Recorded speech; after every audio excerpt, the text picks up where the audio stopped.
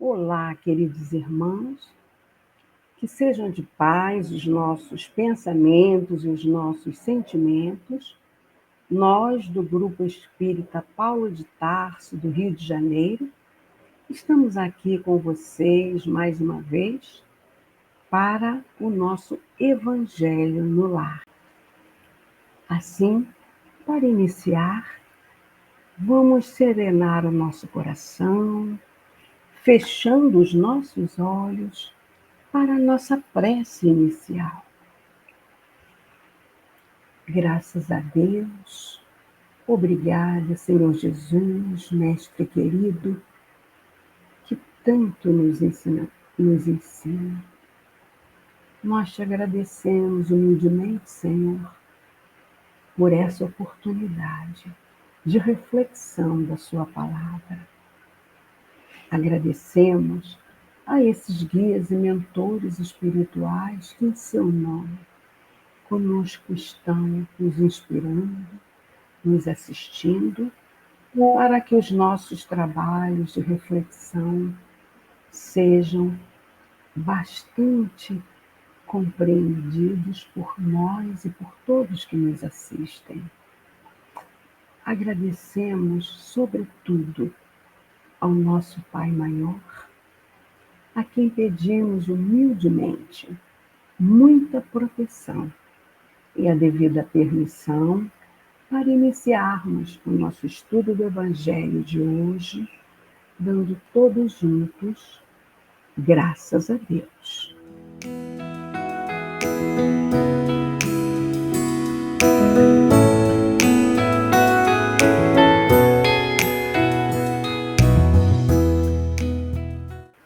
Hoje, meus queridos irmãos, nós iremos avançar para o item 15 do capítulo 11, finalizando esse capítulo 11, que tem por título Amar seu próximo como a si mesmo.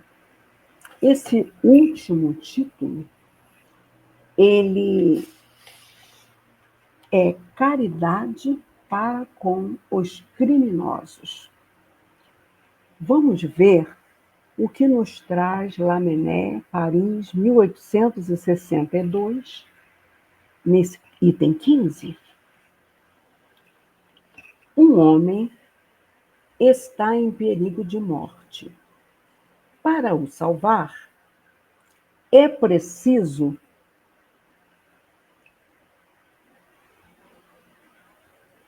expor sua vida. Mas sabe-se que esse homem é um malfeitor e que, se ele escapar, poderá cometer novos crimes. Deve-se, apesar disso, expor-se para o salvar? E aí Lamennais responde: esta é uma questão muito séria, não é? O que pode se apresentar naturalmente ao espírito e que pode se apresentar naturalmente ao espírito? Responderei segundo o meu adiantamento moral, uma vez que se trata de saber se se deve expor a própria vida por um malfeitor. Vamos dar uma paradinha aqui nessa resposta dele, não é? Disse o Cristo: queira cada um para os outros o que quereria para si mesmo. É a regra áurea que está nessas primeiras palavras do nosso espírito Lamennais, né? Muitos séculos, meus irmãos, antes da vinda do Cristo, essa regra já era ensinada. Ela houvera sido trazida por embaixadores da sabedoria e da misericórdia de Jesus. Exemplo, Confúcio, lá na China milenar, já difundia essa regra. Não faça aos outros aquilo que não queres que te façam. Ou seja, meus irmãos, o critério da verdadeira justiça está em querer para si o que quereria para os outros, entendeu? Portanto, na incerteza de como a gente deve proceder com o semelhante, em dada circunstância, como esta levantada aqui na questão, o homem deve expor sua vida para salvar a vida de um malfeitor? Trate o homem de saber como quereria que com ele procedessem em circunstância idêntica. Guia mais seguro do que a nossa própria consciência, a gente não poderia receber de Deus, não é verdade? Ele colocou na nossa consciência as suas leis. E assim, Jesus ensinou: amai os vossos inimigos. O que significa isso? Significa querer bem até mesmo de quem nos maltrata.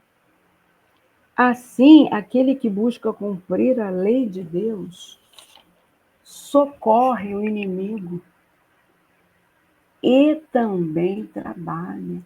E também o malfeitor, inimigo da sociedade. Entendeu? Ele vai procurar ajudar do mesmo jeito.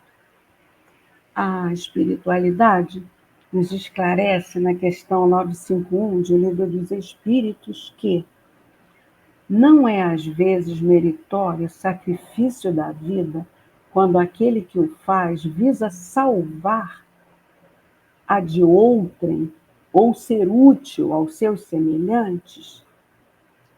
E aí é respondido: isso é sublime, conforme a intenção. E tem e em tal caso, o sacrifício da vida não constitui suicídio. Mas Deus se opõe a todo sacrifício inútil e não o pode ver de bom grado. Se tem o orgulho a manchá-lo. Só o desinteresse torna meritório o sacrifício. É não raro quem o faz guarda oculto um pensamento que lhe diminui o valor ao olho de Deus, aos olhos de Deus. Então Kardec vai nos dizer que, sendo a vida o bem terreno a que maior apreço dá o homem, não comete atentado o que a ela renuncia pelo bem de seu semelhante. Ele está fazendo um sacrifício, entendeu? Vamos continuar a resposta, né? O devotamento é cego. Socorre-se um inimigo, deve-se, pois, socorrer o inimigo da sociedade. Numa palavra, um malfeitor. Bom, credes que seja somente à morte que se vai arrancar esse infeliz? É talvez a toda a sua vida passada. Porque, pensai nisso, nesses rápidos instantes que lhe arrebatam os últimos minutos da vida, o homem perdido volve sobre sua vida passada. Ou antes, ela se ergue diante dele. A morte talvez chegue muito cedo para ele.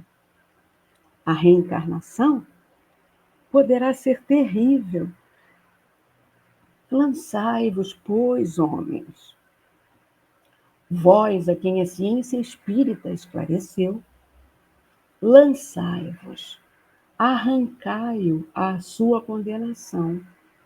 E então, talvez, esse homem que morreria vos insultando se atirará em vossos braços.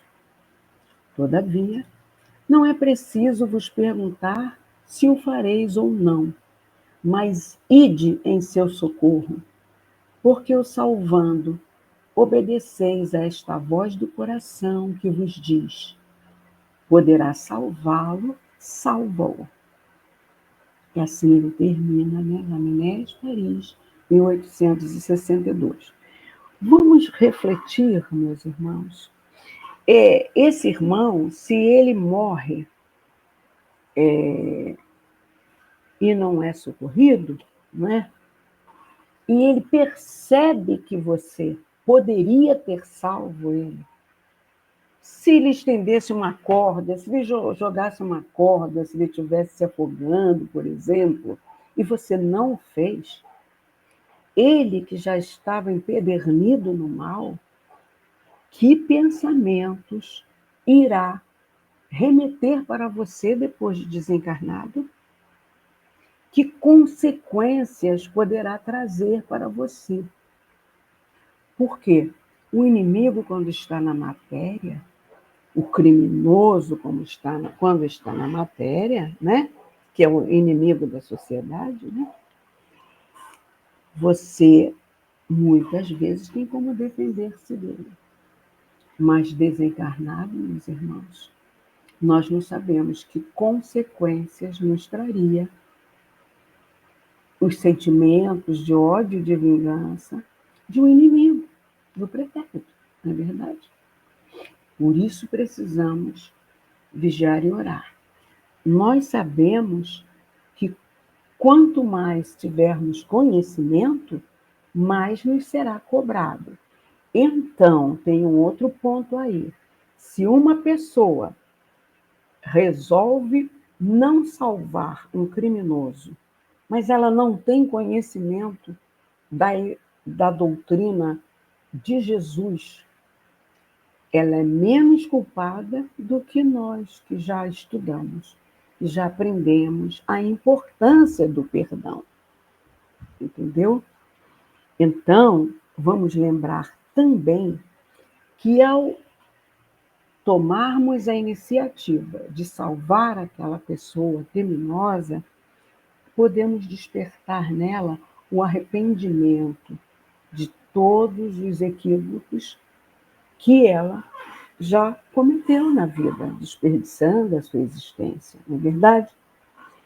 Sabemos que o arrependimento é o caminho para a regeneração, ou seja, pode ser o despertar da consciência daquele criminoso, o nosso ato de salvá-lo, para que ele possa ir se aprimorando dali para frente, ao longo da sua existência. Salvando o criminoso, você pode contribuir para abreviar o seu aprimoramento. Porque se ele desencarnasse com aquele ódio por você, não tê-lo salvo, ele iria continuar se chafurdando em energias pesadas. E assim não. Você o salvando, você pode despertá-lo, não é? Para um progresso espiritual, para a busca do esforço para melhorar-se, porque uma pessoa o salvou, entendeu? Então, vamos refletir muito acerca disso, para, mais uma vez, lembrarmos que todas as assertivas do Mestre são de primordial entendimento para o nosso aprimoramento moral e progresso espiritual. Busquemos não julgar para não sermos julgados, meus irmãos. É isso. Muita paz. Agora eu passo a palavra para a nossa querida irmãzinha Vânia, que dará prosseguimento ao nosso estudo de hoje, com uma leitura do livro Vivendo o Evangelho, psicografia de Antônio Baduy Filho, pelo Espírito André Luiz, volume 1, não é, Vânia? E a leitura é a lição 139, na dúvida. Vânia, a palavra é sua, minha irmãzinha. O livro que muitas vezes nós utilizamos aqui, quando finalizamos um item do Evangelho, Vivendo o Evangelho, volume 1, são mensagens do Espírito André Luiz que trazem os ensinos morais das lições do Evangelho aplicados ao nosso cotidiano. Então, como Norminha acabou de ler e comentar, caridade para com os criminosos. Se nós devemos expor a nossa vida para salvar o malfeitor. Malfeitor, criminoso, vigarista, ladrão, caluniador, os nomes não importam. O que nós temos que pensar é que, apesar da nossa dificuldade em amar aqueles que nos causam dano, direto ou indiretamente, André Luiz, na lição 138 do referido livro, ele nos lembra que o amor ao próximo é lei no roteiro da evolução e que nós não nos comprometamos com o ódio, na certeza de que a renúncia à mágoa já é o começo do amor. Então, como eu disse anteriormente na minha fala, nós não conhecemos nem o nosso passado, nem o passado dos outros. Não sabemos que dificuldades, que obstáculos aquele que envereda pelo caminho do mal passou e passa para poder voltar-se a situações tão tristes como a de caluniar alguém, de furtar ou roubar, de matar, etc. Mas vamos ver o que o André Luiz recomenda quando nós estivermos em dúvida nessa situação. A lição 139, como Norminha o disse, intitula-se Na Dúvida, e ela se refere ao item 15 do capítulo 11. Claro que pode ocorrer a situação de extremo perigo, em que você é levado a arriscar sua própria vida para salvar alguém que não liga para a vida dos outros. Entretanto, o que mais acontece é uma pessoa de conduta duvidosa buscar seu amparo e você não saber o que fazer. O homem deseja apoio, está com problemas, tem fama de ladrão e você entra em dúvida. Ajudo ou não ajudo? O rapaz pede socorro, está em sério perigo, tem fama de bandido e você fica na incerteza. Como que eu faço agora? O velho procura ajuda, está desamparado, tem fama de malfeitor e você se perturba. A fama, as notícias, as fofocas, as intrigas, muitas vezes nos afastam da prática da caridade. Por quê? Por medo, por não colocarmos à frente a razão, o bom senso, analisando cada situação, né? A mulher roga auxílio, está em dificuldade, tem fama de caloteira e você se confunde. Ah, eu não vou ajudar, não. Ela é caloteira, todo mundo que ela pede dinheiro, ela não paga, não devolve, não dá satisfação. E aí?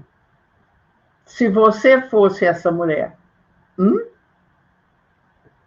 O menino bate à porta, está sem oportunidade, tem fama de malandro e você cai na indecisão. Ah, não vou ajudar esse menino, não. Ele só anda em más companhias, não quer saber de estudar, não faz isso, não faz aquilo. E aí surge a dúvida e a dúvida imobiliza muitas pessoas. A pessoa não age, não faz. No atual estágio de evolução espiritual, você ainda vacila em ajudar alguém que vive prejudicando os outros, embora o Evangelho recomende o amor ao próximo como a si mesmo.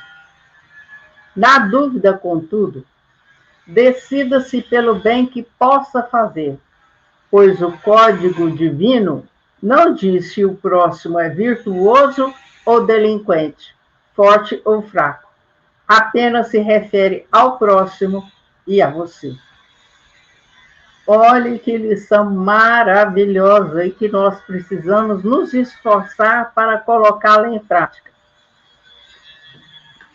E nós consideramos, pela nossa vivência, que a caridade para com os criminosos ainda é algo extremamente difícil. Como Norminha bem comentou, nós temos vários companheiros de alguns segmentos religiosos que vão às cadeias públicas levar a mensagem de Jesus, né, para aqueles que estão lá presos. E que nós temos lido, visto através de inúmeras reportagens há anos, que alguns se regeneram totalmente, deixam aquela vida de erros, de crimes, de atos hediondos e passam a seguir Jesus, tornando-se um bom cristão. Agora, vamos pensar, e em nosso lar? Como é que nós vamos praticar amar ao próximo como a nós mesmos? Porque André Luiz bem o disse agora há pouco. Jesus não falou quem é o próximo. Se é forte, se é fraco, se é delinquente, se é honesto. O próximo é aquele que está mais perto de nós, que necessita de acolhimento, amparo, esclarecimento, palavras de bom ânimo, palavras de esperança. E logo nós somos chamados à reflexão, fazendo uma síntese desse capítulo 11, que é muitíssimo importante, não só pelos ensinos que foram colocados por Kardec e pelos espíritos através de mensagens, mas também um destaque é o capítulo que contém em seu item 11 a mensagem do Espírito Emmanuel, que reencarnou em terras brasileiras como José de Anchieta. Perdoe-me se eu fiz uma confusão. José de Anchieta, o padre Manuel da Nóbrega. Agora, a confusão eu fiz, depois nós podemos corrigi-la, ou Norminha poderá me ajudar. Mas Emmanuel deixou a mensagem falando sobre o egoísmo. E é uma mensagem que foi psicografada em 1861. O Evangelho segundo o Espiritismo saiu, ou foi editado em 1864. Né? Então, é algo assim que nos alegra, porque vemos que Emmanuel também faz parte da equipe do Espírito da Verdade, coordenada por Jesus, que veio nos trazer a doutrina espírita. Bem, o que esse mandamento maior nos diz? De fazermos aos outros o que gostaríamos que os outros nos fizessem. E aí, Kardec coloca a ilustração da parábola dos credores e dos devedores. Vamos trazer isso para os nossos dias? Há muitas pessoas que estão em débito, estão devendo, estão com dívidas. E a parábola traz um ensino valioso para todos nós. O Senhor perdoou aquele que lhe devia dinheiro. Mas um que foi libertado não perdoou o seu devedor. E aí o que aconteceu? Tanto ele quanto a família perderam todos os seus bens e ficaram abandonados para viver na rua. Então, nós temos que pensar que vale a pena ser uma pessoa honesta, honrada, responsável, leal. Por quê? Tem a lei do retorno. Tem a lei do retorno. Então, cada um de nós tem que cumprir os nossos deveres. Temos direitos? Temos, mas todos nós também temos os nossos deveres. Aquela passagem do capítulo 11, dai a César o que é de César, não é? Nós lemos que os judeus ficavam muito contrariados porque o Império Romano cobrava imposto. Toda vez que entrava e saía na cidade com alguma mercadoria, os judeus tinham que pagar imposto. E aqueles dissidentes, né, para prejudicarem Jesus, para o desmoralizarem, tentarem, né, desmoralizá-lo, né, perguntavam sobre essa questão. Né, o que fazer diante do tributo, do imposto cobrado por César? César é o imperador. Né? Quando Jesus disse, dai a César o que é de César, o que é? Jesus condena todo prejuízo material e moral que se possa causar a outra pessoa. Né? Então, nós devemos respeitar os direitos de cada um, como nós queremos que os nossos sejam respeitados. E nas instruções dos Espíritos, nós temos 5 itens, onde nós acabamos de ver o último, deve-se expor a vida por um malfeitor. Nas instruções dos Espíritos, nós temos lições assim que valem ouro. Primeiro, a lei de amor. Nessa mensagem, né, fica claro que o amor é o sentimento por excelência, ele extingue todas as misérias sociais. E ele é o prelúdio, a preparação das alegrias celestes. Né? E com o amor, o que acontece conosco, seres humanos? A raça humana vai se melhorando. E a felicidade acontece durante a vida aqui na Terra. Né? O que é o amor? O amor, ele tem por virtudes a caridade, a humildade, a paciência, o devotamento, a resignação, a abnegação, o sacrifício. Amor não é paixão. Né? Amor é uma virtude que faz com que nós olhemos para o nosso próximo e entendamos que ele é o nosso irmão, porque somos todos filhos do mesmo Pai, que é Deus. Né? Então, nessa lei de amor, encontra-se a chave para os nossos problemas. Enquanto nós não amarmos, nós não teremos paz, nós não teremos felicidade, nós não teremos alegria, né? Não teremos saúde, porque tudo aquilo de ruim que está em nós, seja em forma de pensamento, naquilo que nós falamos e naquilo que nós fazemos, adoece o nosso corpo. E o que nós precisamos aprender é saber amar, saber confortar. Quantas vezes entre nós, companheiros espíritas e espiritualistas, um companheiro está passando por uma dificuldade, um problema difícil, e alguns companheiros batem-lhe nos ombros e dizem assim, ah, você fez, agora você tem que pagar. Ah, você tem que carregar sua cruz, se vira. Isso não é consolo. Isso não é amor. Por quê?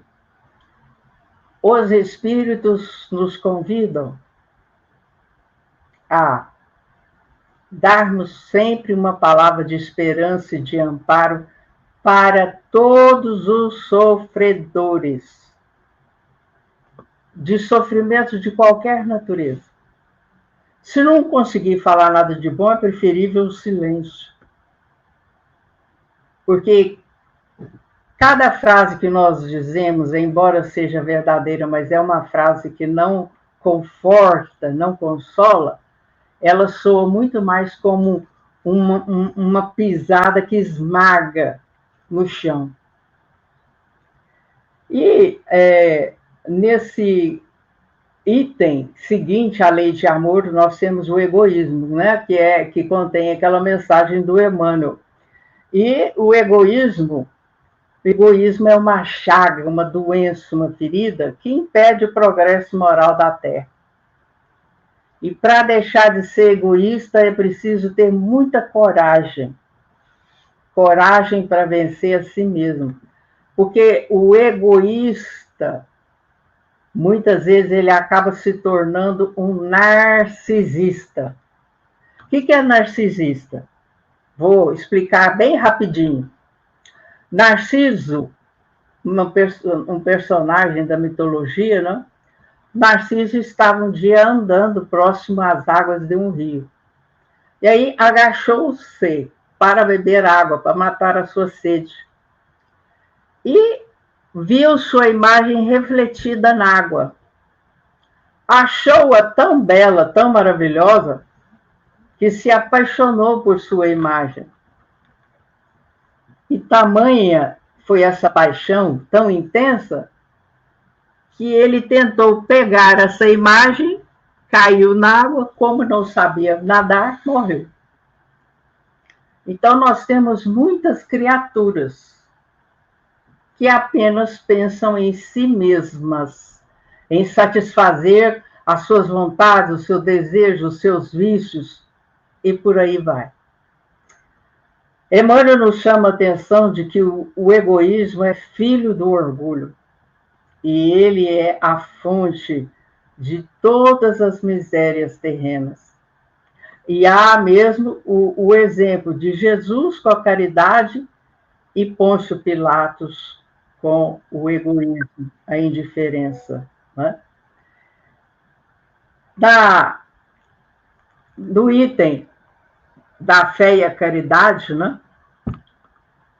A caridade e a fé, elas andam juntas, porque a fé inspira a prática da caridade, né? Quando nós sacrificamos o nosso interesse egoístico em favor do próximo. Né?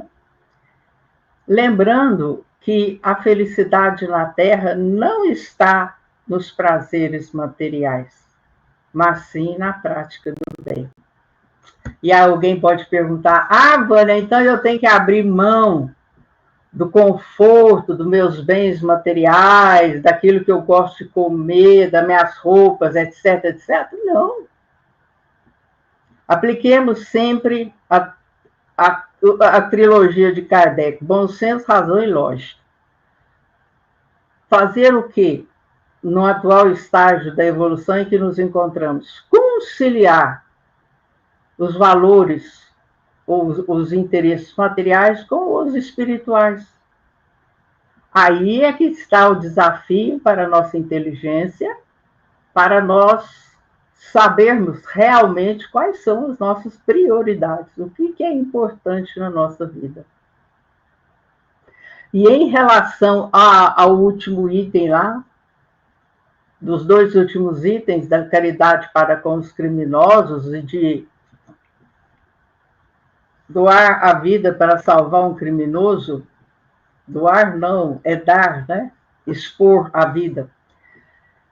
Nós vimos que o perdão e a misericórdia serão concedidos aos criminosos desde que haja arrependimento.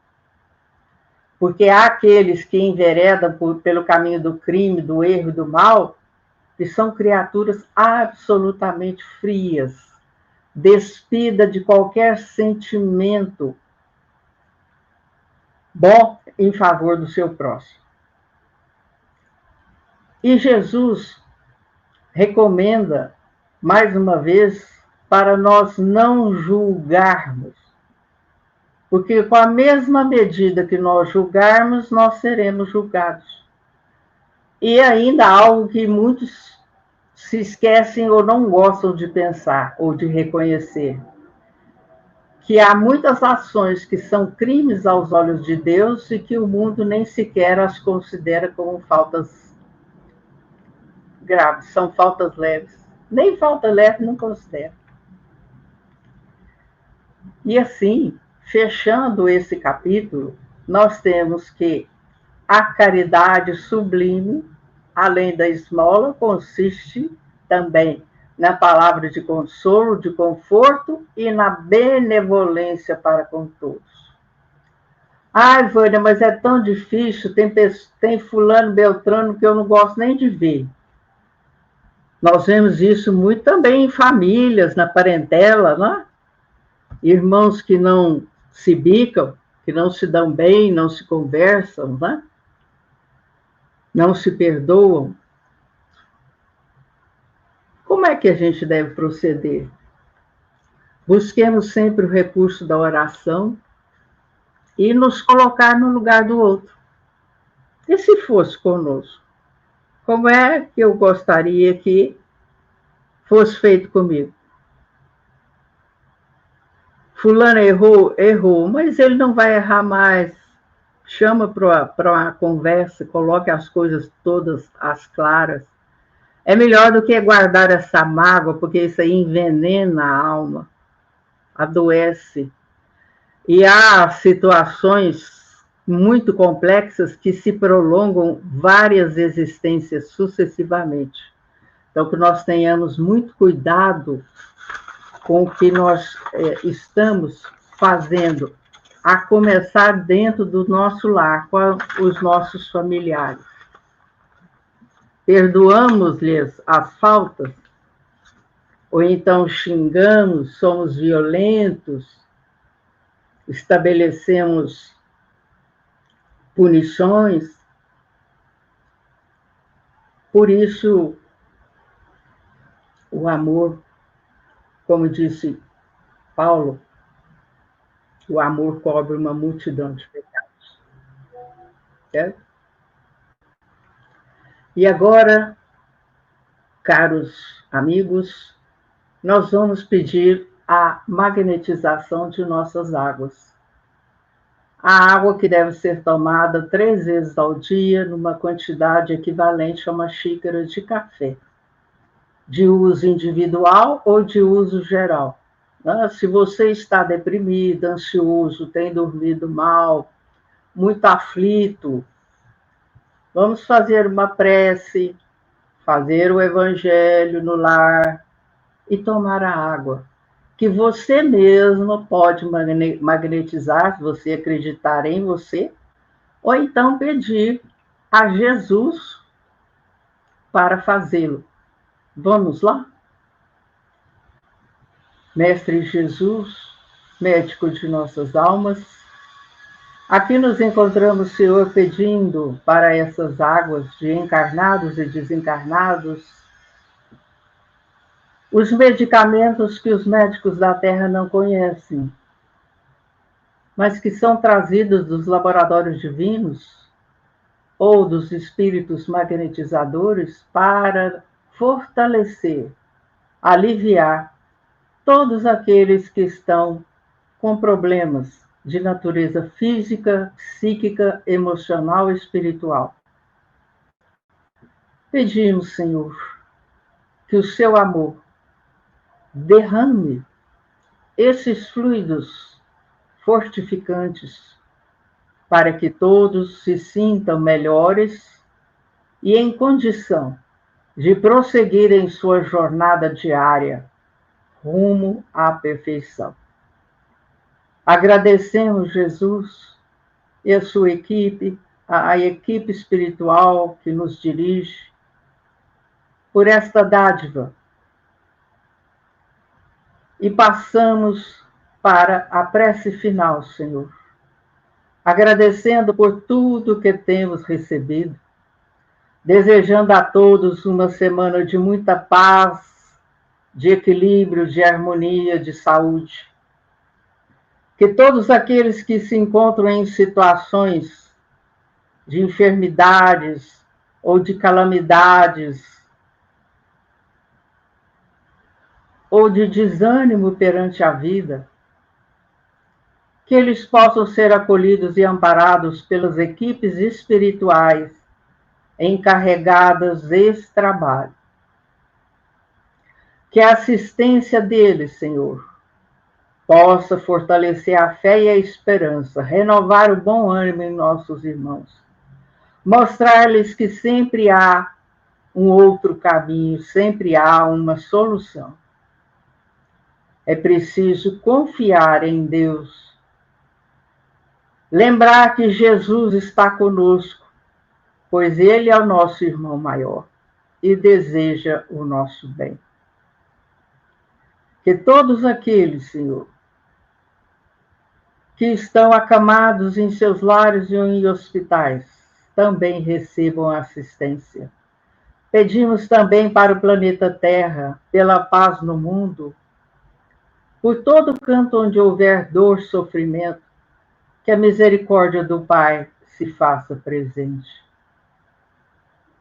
Hoje, amanhã e depois.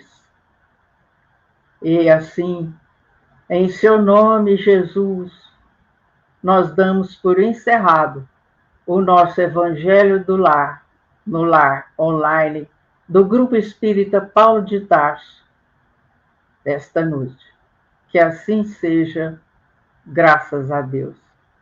Um grande abraço a todos e até o nosso próximo encontro.